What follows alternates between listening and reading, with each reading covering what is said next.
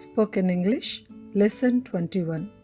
ఈ లెసన్లో మస్ట్ మరియు హ్యావ్ టులు వాడటం గురించి నేర్చుకుందాం. Must is the basic and most direct way of saying something is compulsory to describe the general or permanent obligation or an obligation in the near future. ఒక దానిని గురించి తప్పనిసరి అని చెప్పడానికి మస్ట్ అనే పదాన్ని సాధారణంగా వాడుతాం. నిత్యము లేదా భవిష్యత్తులో కూడా ఉన్న బాధ్యతని తెలియచేయటానికి మస్ట్ని ఉపయోగిస్తాము. అలాగే మస్ట్ పర్సనల్ ఆబ్లిగేషన్కి ఉపయోగిస్తాం, అంటే వ్యక్తిగత బాధ్యతను గురించి తెలియచేయటానికి ఉపయోగిస్తాం. Have to in the affirmative form, have to has the same meaning as must and is used to express obligations. Have to is much more flexible than must because we can use it in the past, the present and the future. Positive sentences లో must అలాగే have to రెండు ఒకే అర్థాన్ని ఇస్తుంది.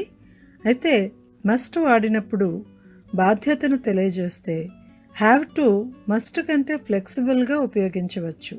అంటే గతంలో, వర్తమానంలో, భవిష్యత్తులో కూడా ఉపయోగిస్తాం.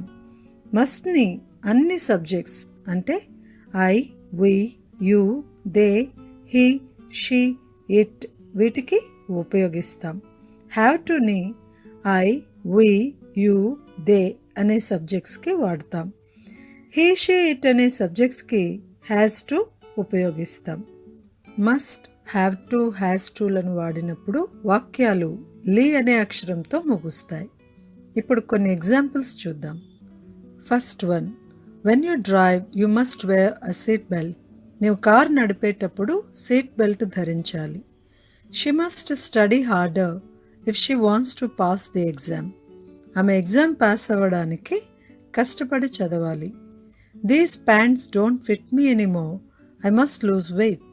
నాకు ఈ ప్యాంట్స్ ఎంత మాత్రం సరిపోవు, నేను బరువు తగ్గాలి. Fourth one, passengers must not lean on the doors. ప్రయాణికులు డోర్ని ఆనుకోకూడదు. Fifth one, you have to practice if you want to be fluent. నీవు అనర్గళంగా మాట్లాడాలి అని అనుకుంటే నీవు సాధన చేయాలి. Sixth one, I have to clean the house. నేను ఇల్లు శుభ్రం చేయాలి. Seventh one, she has to see the doctor. ఆమె డాక్టర్ని చూడాలి. ఈ లెసన్లో మస్ట్, హ్యావ్ టు, హ్యాస్ టులను వాడే పద్ధతిని తెలుసుకున్నాం కదా. నెక్స్ట్ లెసన్లో విల్, షల్, వుడ్, షుడ్లను గురించి తెలుసుకుందాం.